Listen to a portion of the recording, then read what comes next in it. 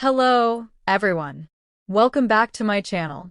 Before we get into today's story, I want to know, where are you watching from? Tell me in the comments below. And if you were in my shoes, what would you have done? Life has a way of revealing people's true intentions sometimes. The ones we help the most are the ones who plot against us. This is my story. My name is Madam Helen, and I live in Abuja, in a quiet, well-secured estate tucked between the bustle of Maitama and the leafy calm of Gwarinpa. I worked hard for everything I own: the house, the cars, the business. Years of sweat, sacrifice, and sleepless nights brought me here. So, naturally, when I hired domestic staff, I was careful. I didn't let just anyone into my home. But Samuel was different. It was a Tuesday afternoon, hot and bright, when I first met him. I had just returned from an outreach at the Women's Center when I found a slim young man standing at my gate, his clothes dusty, his face weary but humble. The gateman told me he'd been waiting for hours, asking to speak to me directly. I remember walking toward him with cautious curiosity. He lowered his head respectfully and greeted me. "Good afternoon, Ma." "My name is Samuel," he said softly. "Please, I'm looking for work. Any kind of work." His voice trembled, not the way a liar's voice trembles, but like someone genuinely at the end of his rope. He told me he had no parents, that he'd grown up in an orphanage in Kogi State but had to leave when he turned 18. For months, he'd been sleeping in a friend's corridor, doing odd jobs to survive. The way he spoke about his life, even now, I can't forget it. He didn't rush his story. He didn't exaggerate. He painted it simply: a boy abandoned early, who learned to work hard to stay afloat. I found myself softening. I had been looking for a new caretaker for the compound, someone to maintain the gardens, manage the water system, handle small repairs, and keep the grounds clean. The last man had disappeared without notice. So, I asked Samuel some questions. "Do you have any experience?" He nodded quickly. "Yes, Ma. I worked with one engineer at a site in Lokoja. I used to clean, carry materials, do small plumbing, anything they asked. I learned fast, Ma. I promise I will not disappoint you." He looked me straight in the eyes when he said that. And in that moment, I believed him. I told him to come back the next morning so I could try him for a week. But his reaction was what got me. His eyes filled with tears. Actual tears. "Thank you, Ma. Thank you so much. You will not regret this. I promise." I watched him walk away that day, shoulders squared with hope. Something in my heart whispered, you might have just helped someone rebuild their life. Samuel moved into the boys' quarters the following week. From day one, he worked like he was trying to prove himself. He was up before sunrise, sweeping the driveway, watering the flowers, polishing the gates. He cleaned the water tanks without being told. He noticed small issues: a leaking tap, a broken lock, and fixed them quietly. My household staff, the cook, housekeeper, and driver, quickly grew fond of him. He was polite, never raised his voice, always said "Good morning, Ma" with a genuine smile. There were times I'd be working in my home office, and I'd look through the window to see him trimming the hedges carefully, humming softly to himself. One evening, I asked him to sit down so we could talk properly. "Samuel," I began, "you've been here for 3 weeks. You've done well. I want to make this official." He clasped his hands together like someone in church. "Thank you, Ma. I don't know how to thank you enough. God bless you." I gave him a modest salary, free accommodation, and told him he could eat from the kitchen. He broke down crying. Yes, crying. He knelt on the floor and promised to serve with all his heart. In that moment, I felt a quiet pride. Maybe this was what life was about: helping someone rise. Months passed, and Samuel became like part of the household. He learned everyone's routine. He locked up the house at night. He handled small errands. I even trusted him with gate keys when I traveled. One day, my friend Ifioma visited and noticed how loyal he seemed. "This your boy is different, oh," she said, sipping her juice. "These days, it's hard to find trustworthy staff like this. Hold him well." I nodded. Samuel is God-sent. Little did I know, the God-sent boy I praised would later be the one I'd pray against in tears. But at that time, there was no reason to suspect anything. He was humble, respectful, and diligent. Sometimes, he even reminded me of my younger brother. I remember Christmas that year. I gave all my staff bonuses, and Samuel came to my sitting room later that night. "Ma, this is the first time in my life someone has given me a Christmas gift," he said quietly. "I will never forget your kindness." If only I had known kindness to the wrong heart can become a weapon turned against you. The first small sign came in February. One of the neighbors mentioned seeing Samuel talking late at night with some strangers near the estate gate. I brushed it off. Then one of the kitchen staff complained that some food items went missing from the store. Again, I dismissed it. I told myself Samuel wouldn't do that. And maybe that's where my mistake began, blind trust. Because behind that innocent face, Samuel had a plan. A dark, carefully calculated plot.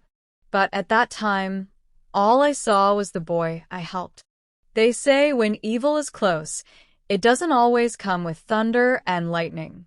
Sometimes, it comes quietly, dressed in loyalty, smiling at you every morning.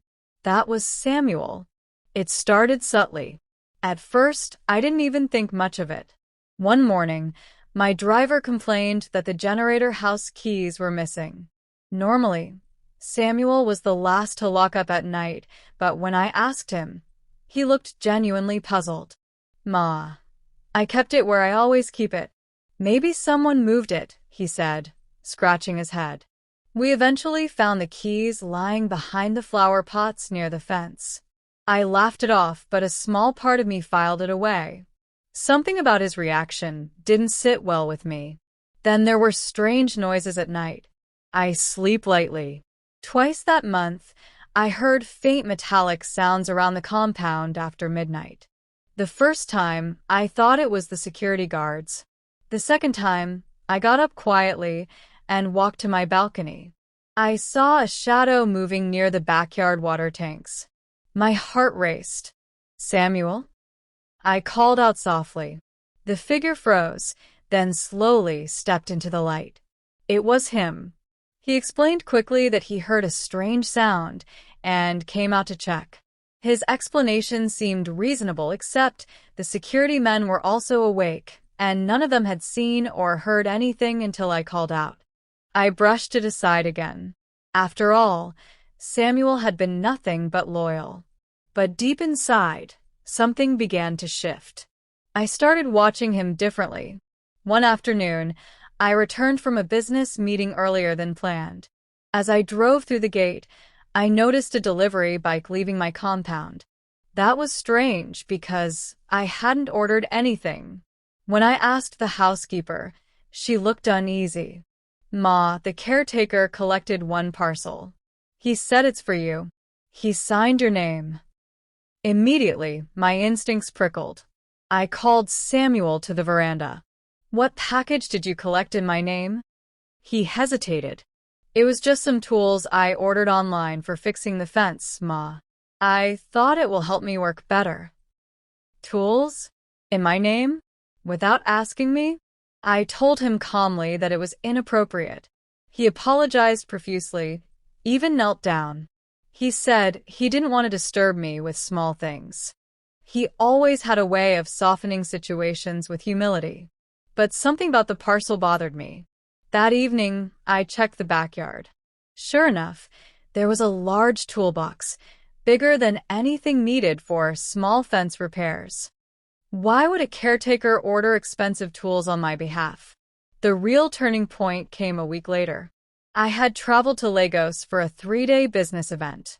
On the second night, I called home to check in with my staff. Everyone sounded fine. But when I called Samuel's phone, someone else picked up. "Hello," a deep male voice answered. I froze. "Who is this?" The man stammered, then hung up. I called back immediately. This time, Samuel answered, sounding sleepy.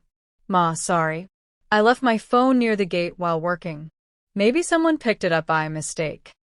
His explanation was smooth, too smooth. From that night, my uneasiness turned into quiet vigilance. There was a small storage room at the back of the boys' quarters, mostly used for tools, spare paint buckets, and cleaning supplies. One morning, while walking around the compound, I noticed a new padlock on it. "Samuel," I called out, "why did you put a new lock here?" He looked startled. "Oh, the old one's spoiled, Ma. I bought this new one. I didn't want rain to spoil the items inside." I nodded slowly, but as I walked away, I caught him glancing nervously at the door. That single look sent a chill down my spine. Why was he guarding a room he'd barely used before? I wasn't the only one noticing changes. My cook, Blessing, came to me one evening looking unsettled. "Madam," she whispered, "I don't want to say what is not my business, but that your caretaker, something is off. Sometimes in the night, he leaves this compound and comes back before morning. And last week, I saw two men talking to him behind the generator house." I leaned back in my chair, letting her words sink in. I thanked her for telling me. After she left, I sat alone in my living room, staring at the gate through the window. The house that once felt peaceful now carried an uneasy silence. The Samuel I had welcomed, clothed, and trusted was slowly turning into a stranger living under my roof. One Thursday night, I decided to stay awake later than usual. I turned off all the lights downstairs and sat quietly on the balcony, cloaked in darkness. At 1:13 a.m., I saw him. Samuel slipped out of the boys' quarters with a black duffel bag. He moved quietly, checking over his shoulder, then walked toward the locked storage room. He unlocked it quickly, slipped inside, and stayed there for nearly 20 minutes. When he came out, he wasn't holding the bag anymore. That was the moment I knew something serious was happening. I didn't confront him that night. I simply made a decision. I was going to find out exactly what he was hiding. In the following days, I began my quiet investigation. I told my staff to act normal. I installed a discreet CCTV camera facing the storage room. I asked a security contact to run a background check on Samuel. As the pieces slowly began to align, a terrifying picture emerged, one that made my blood run cold. The loyal caretaker I took in like a son wasn't just careless. He had a plan, a dark plot, carefully woven over months right under my nose. But what he didn't know was this. He might have been planning in the shadows, but I was about to bring everything to light. Before we begin, tell me in the comments, where are you watching from? And if you were in my shoes, what would you have done the moment you saw your trusted worker sneaking out at night with a bag? Life has a way of revealing people's true colors when they think no one is watching. I had helped Samuel like a mother. I clothed him, fed him, trusted him, but behind my back, he was digging a hole big enough to bury me in it. What he didn't know was that I was already 2 steps ahead. After installing the hidden CCTV camera near the storage room, I reviewed the footage every morning. The first 2 nights showed nothing unusual, but on the 3rd night, my heart nearly stopped. There he was, Samuel, meeting with 2 unfamiliar men behind the generator house. They spoke in low tones, looking around nervously. One of the men pointed at the main house, then at the back gate. Samuel nodded, like someone confirming a map. I watched the video again and again, my hands trembling slightly.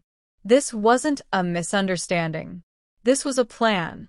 I called my security contact, an old friend named Peter, and explained everything. He advised me to stay calm, not confront Samuel, and let them monitor his activities quietly.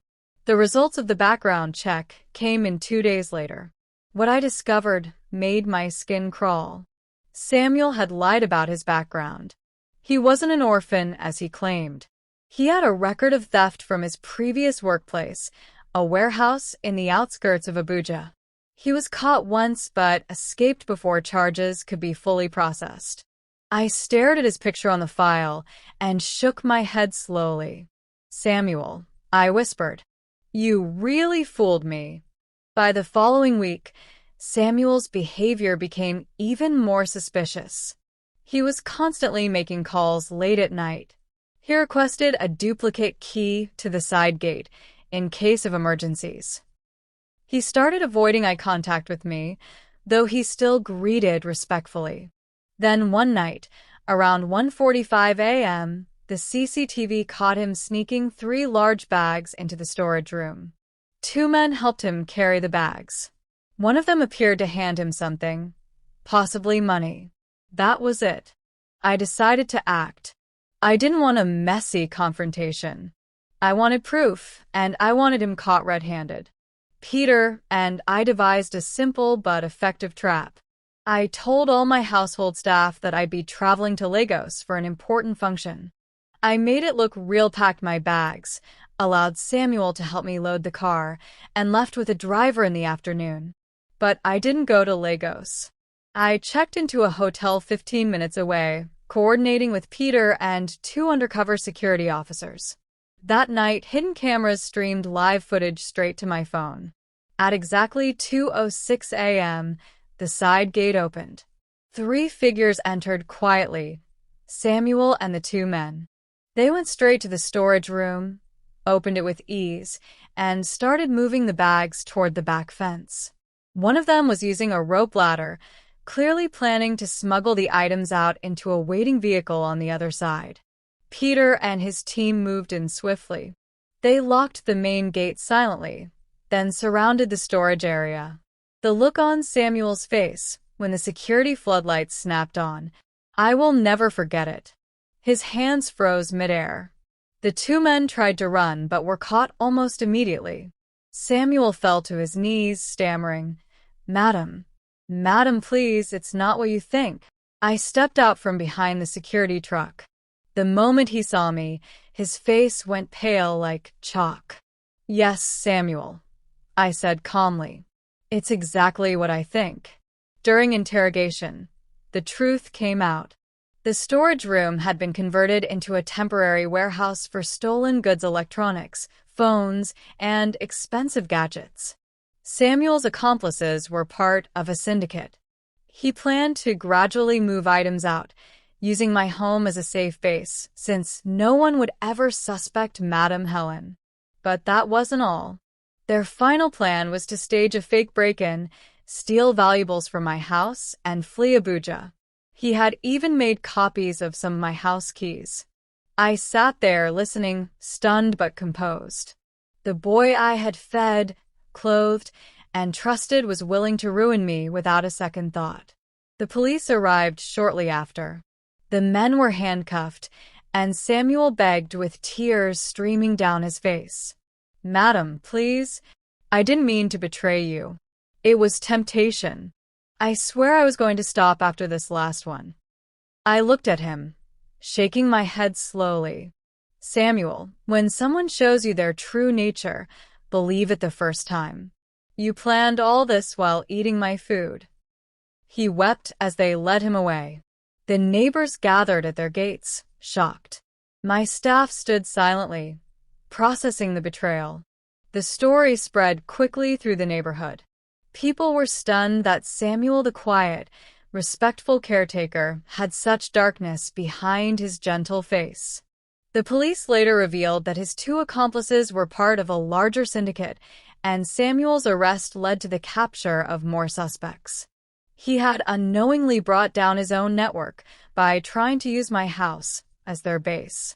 And just like that, karma caught up with him. The same house he wanted to use for evil became the place of his downfall. The weeks that followed were strange. There was relief, but also sadness. I kept asking myself, Asterisk, at what point did he decide to betray me? Was it from the start, or did something change along the way? But then I remembered something Peter told me. People like him don't change overnight.